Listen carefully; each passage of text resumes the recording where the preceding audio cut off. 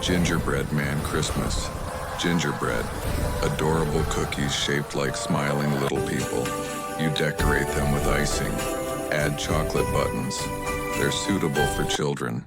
But what if I told you that the gingerbread man started as a form of witchcraft to kill one's enemies? What if I told you that for centuries, creating edible human-shaped dolls was directly linked to rituals of human sacrifice and ritualistic cannibalism? This is not a video about Christmas cookies. It's about how one of the most innocent holiday traditions hides one of the most disturbing stories of medieval Europe. In the next few minutes, you will find out, why did medieval witches bake gingerbread men out of their enemies to cause their slow and painful death? The direct connection between gingerbread men and human sacrifices in the Roman festival Saturnalia. Why did Queen Elizabeth I of England create gingerbread men of real people from the court? The sinister meaning of the story where you eat the doll that comes to life. And why a fox devouring the puppet piece by piece isn't just a sad ending.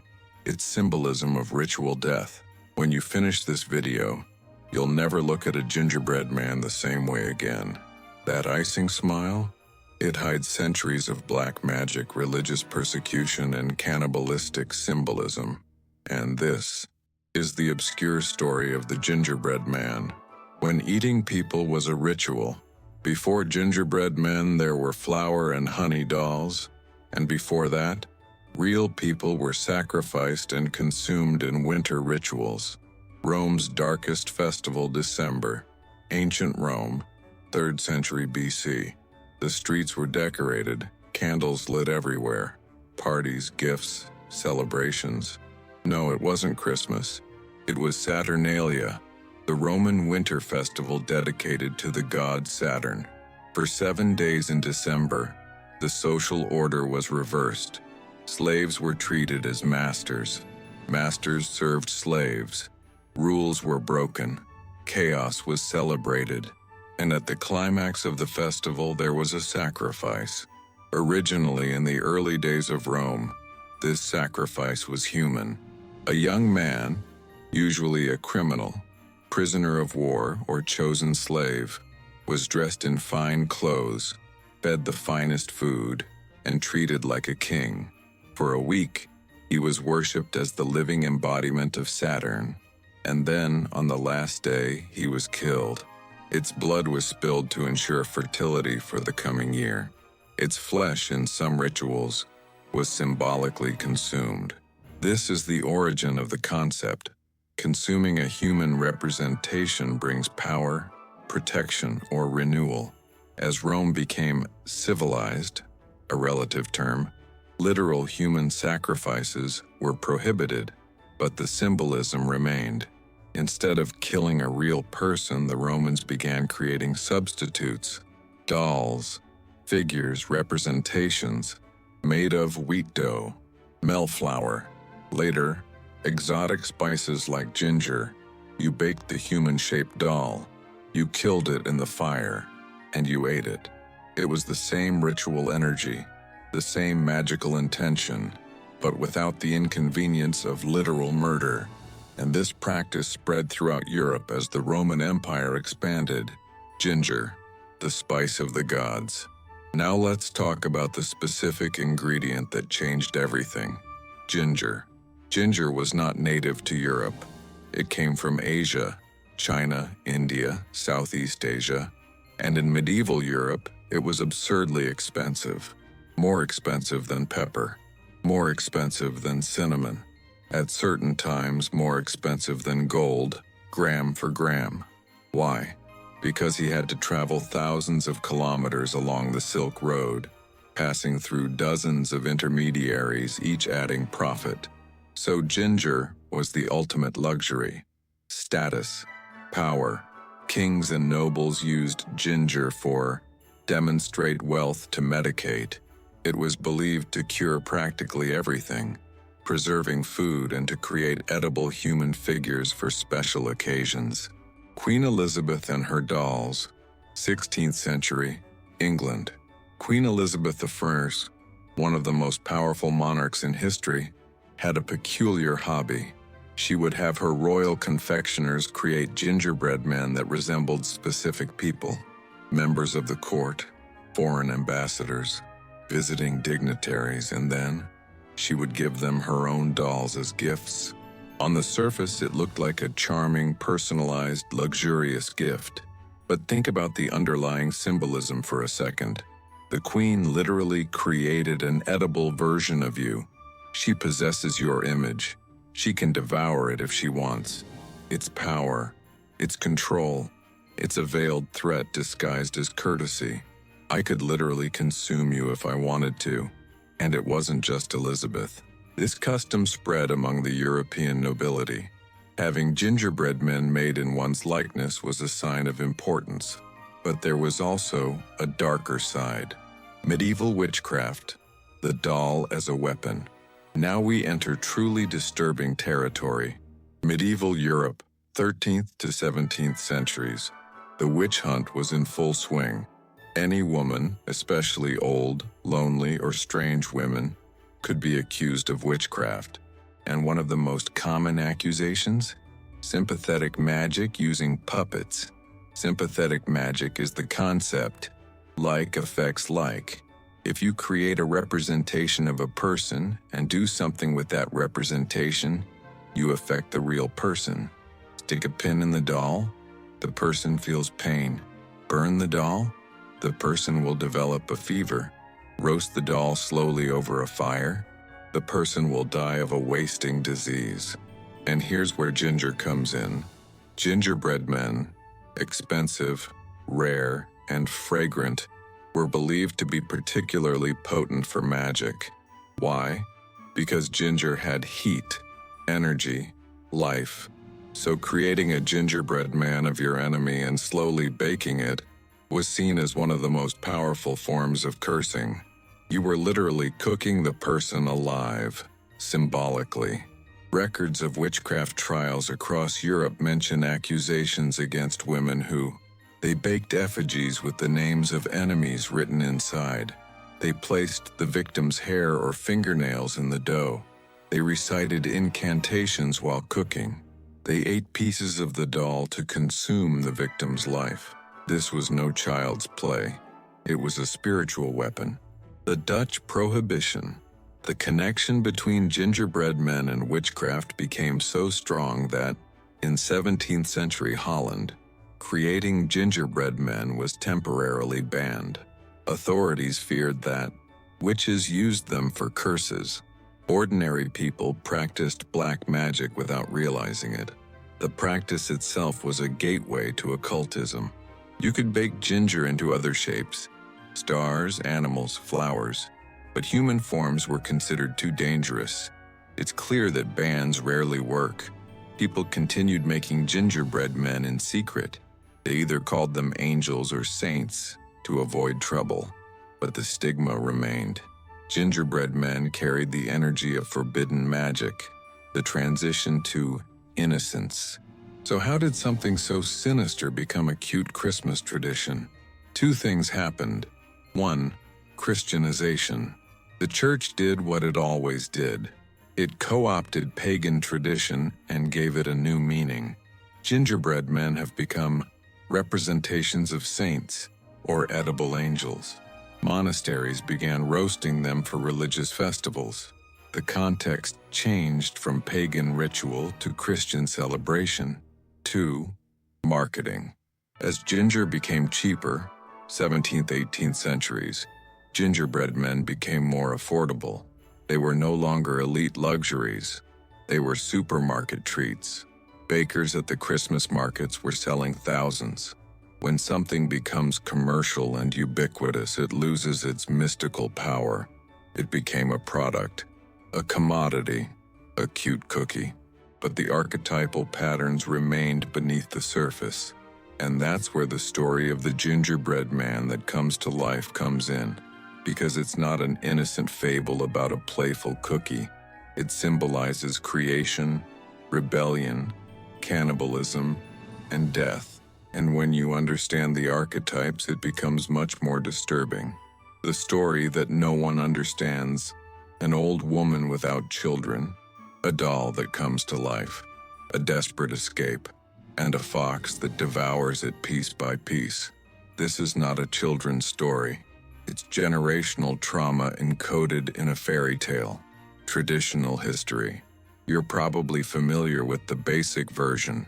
A lonely old woman is baking a gingerbread man. When she opens the oven, he magically comes to life and runs away screaming, "Run, run as fast as you can. You can't catch me, I'm the gingerbread man." She runs after him. Her husband runs. A cow, a horse, farmers. Everyone tries to catch him, but he's too fast, until he meets a fox, who offers to help him cross a river. The puppet trusts her. It climbs onto the fox's back, and the fox devours it. Piece by piece, legs first, then the body, finally the head. And that's it. The end of the story. Seems like a simple fable about excessive pride and trusting strangers, right? Wrong. When you understand the historical context and the archetypal symbolism, this story is much darker. Creation and rejection. An old woman without children is baking a gingerbread man. Why is she doing this? Because she never had children. She's alone. Probably a widow or with a husband who's too old to work. She is creating a substitute for the son she never had. That's Golem. That's Frankenstein. That's Pinocchio.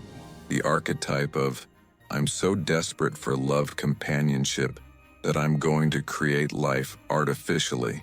But here's the twist. The moment she creates him, he rejects her. He doesn't stay. He doesn't love. He doesn't obey. He runs away shouting that she'll never catch him. This is primary rejection, abandonment. It's every creator's nightmare. You bring something to life and it hates you. It's every mother's fear. You raise your child, and he runs away at the first opportunity. Everyone is chasing the doll. No one can catch it. Why? Because he's not really a puppet. He is freedom. It represents that which we cannot control. The child who doesn't obey. The creation that turns against its creator. The wild impulse that refuses to be domesticated. And notice who is chasing. The old woman, maternal authority. The old man, paternal authority. Domesticated animals, cow, horse, controlled nature. Farmers, social order, work, civilization.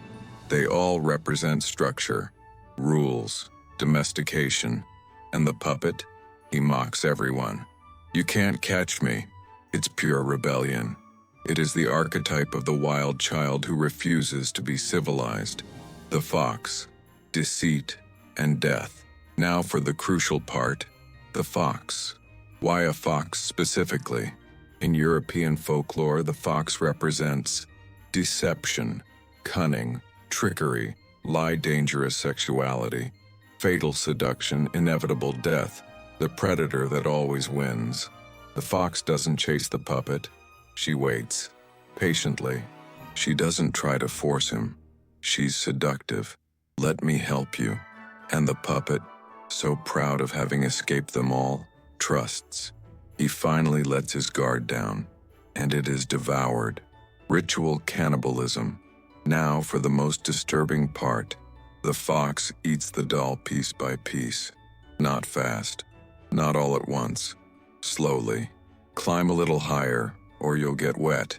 Crunch. The legs. A little higher. Crunch. Oh, torso.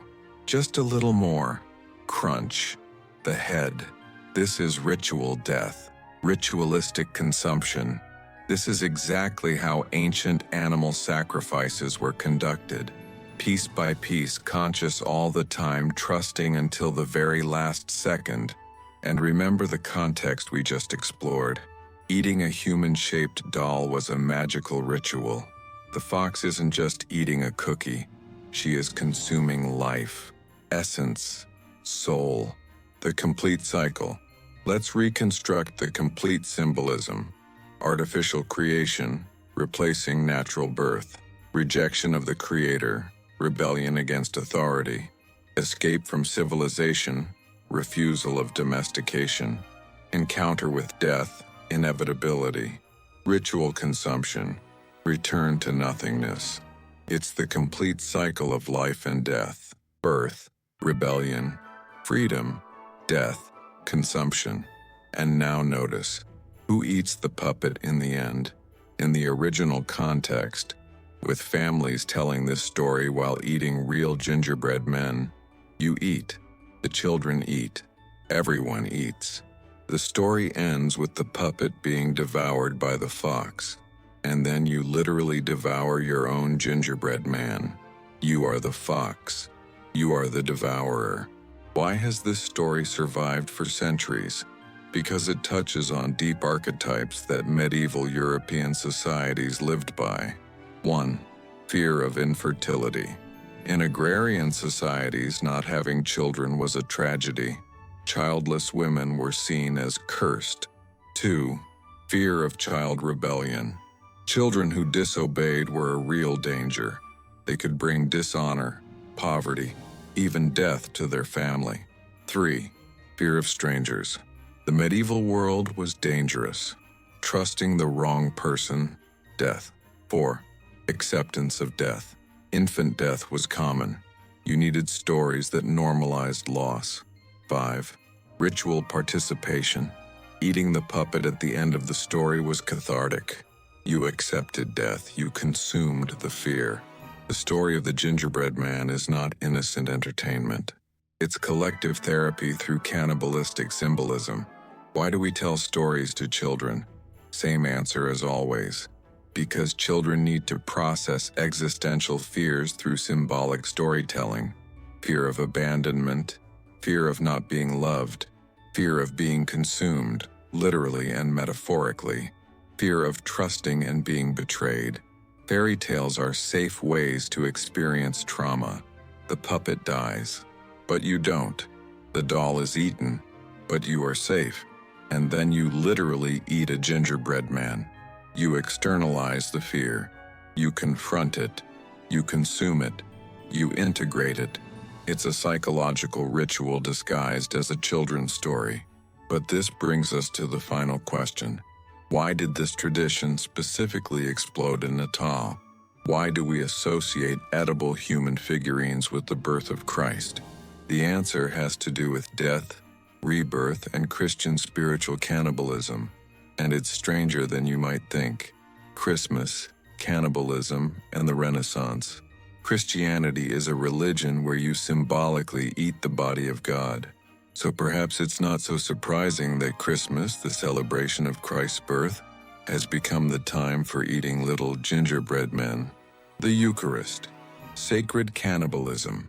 Let's talk about the elephant in the room. Central Christianity is built upon cannibal symbolism. The Eucharist, communion, Mass.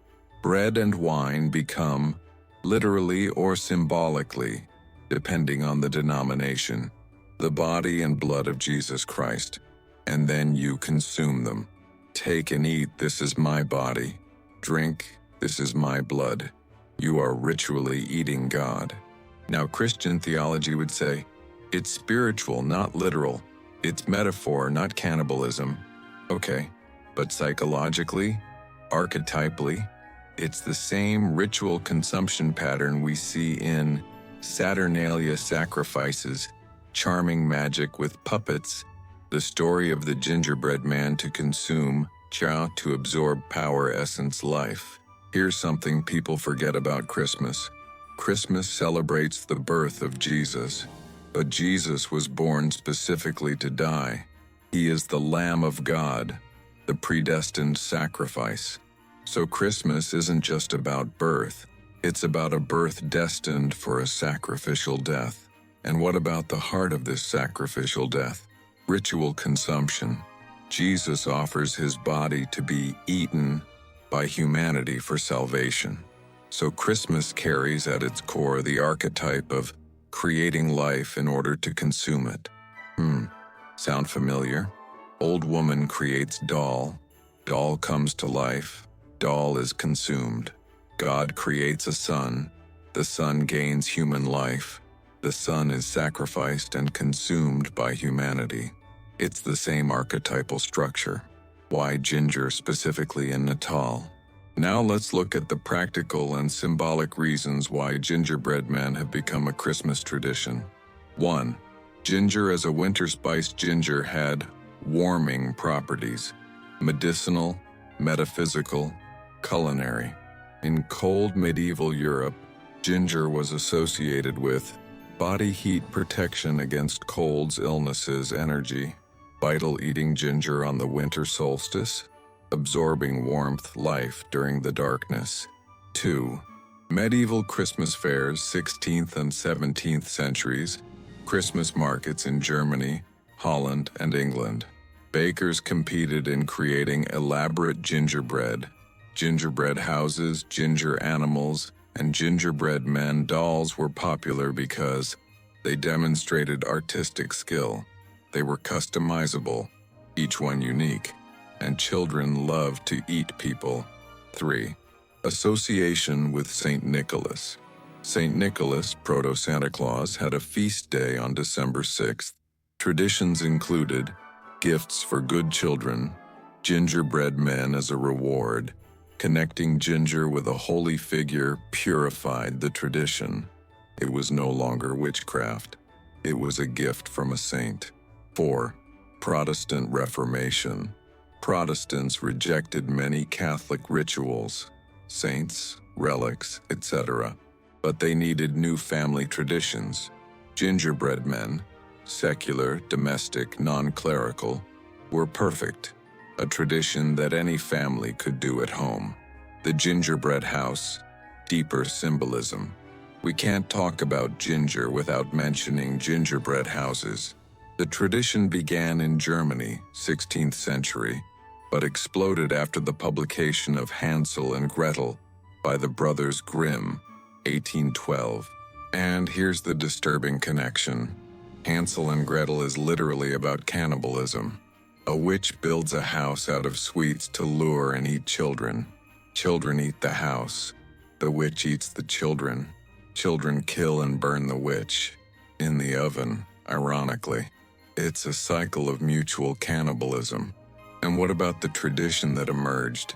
Create edible houses that you destroy and devour. You build, create. You decorate with love and care. You destroy and eat, ritual consumption. It's the same archetypal pattern again. Decorate versus devour. Here's a strange thing we do with gingerbread men. We decorated them meticulously. Glazed eyes, a smile of icing, chocolate buttons, ribbons, scarves, icing clothes. We personify them. We give them personality. Children even name them, and then we ate them. Think about it. You create a person, you give them a name, you give them a face, and then you devour them. From a psychological point of view, this is 1. Control test. You create life, symbolically. You control her fate, whether she eats or not. 2. Death processing. You practice accepting mortality through symbolic ritual. 3. Integration of dualities. You are both creator and destroyer, nourishing and consuming. 4. Externalization of forbidden impulses. Humans have repressed cannibalistic impulses, oral aggression, possession, fusion. Eating edible human-shaped dolls is a safe way to release those impulses. Modern Christmas forgetfulness and persistence today, most people don't think about any of that when baking gingerbread men. It's simply cute tradition, family activity, Christmas aesthetics. The context was forgotten, but the ritual remains. And here's the fascinating part. Even without conscious awareness, the ritual still has a psychological effect. Children are still processing creation and destruction, life and death, consumption and integration through ginger, the living doll paradox. I'll end this section with a disturbing paradox. We want the puppet to come to life, story, imagination, and simultaneously we want to devour it, ritual, consumption. Isn't that contradictory? No, it is the core of the archetype. Life only has meaning because death exists. Creation only has power because destruction is possible. Love only matters because loss is real. The gingerbread man contains all of this complexity. He lives in the story, imagination. He dies in the story, narrative. And he literally dies in his hands, physical ritual. It's a complete integration of archetype. So what do we do with all of this? Did we stop making gingerbread men because their origins are dark? Of course not, but perhaps, just perhaps, we can make them consciously, understanding the symbolic weight, respecting the ritual, and using it for what it has always been, a way to process life, death, and transformation through something simple, sweet, and ephemeral. What to do with this information? Knowledge doesn't ruin magic. Knowledge deepens magic. And now that you know the truth about gingerbread men, the next time you bake one will be much more meaningful. Magic doesn't disappear. You might be thinking, great, now Christmas is ruined. Gingerbread men are ruined.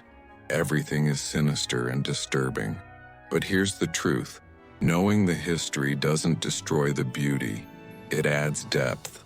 Gingerbread men aren't bad because they had dark origins.